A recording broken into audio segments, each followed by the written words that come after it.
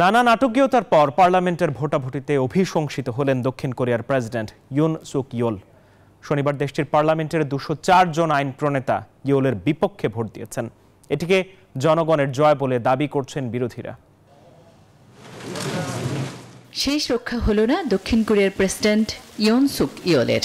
নানা নাটকীয়তার পর শেষ পর্যন্ত অভিশংসিত হলেন তিনি। 7 ডিসেম্বরের পর দ্বিতীয়বারের মতো অভিশংসনের লক্ষ্যে শনিবার অনাস্থা ভোটের আয়োজন করা হয়।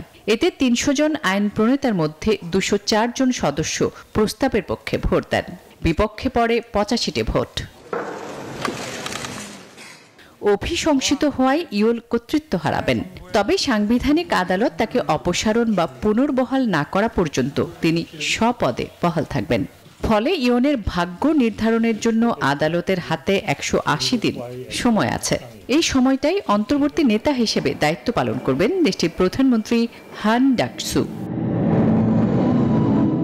এদিকে প্রেসিডেন্ট ইয়োলের অভিশংসনকে দক্ষিণ কোরিয়ার মানুষের জয় বলে অভিহিত করেছেন বিরোধীরা। এর আগে ক্ষমতাচ্যুত করার উদ্যোগকে সমর্থন জানিয়ে লাখ লাখ মানুষ রাস্তায় নেমে আসেন। গেল 3 ডিসেম্বর আকস্মিক স্বল্পকালীন সামরিক আইন জারি করাকে ঘিরে দক্ষিণ কোরিয়ায় রাজনৈতিক অস্থিরতা শুরু হয়। এরপর প্রেসিডেন্ট ইয়োলকে দায়িত্ব থেকে হটানোর ডাক দেয় বিরোধীরা। আসমাতুলি, নিউজ 24।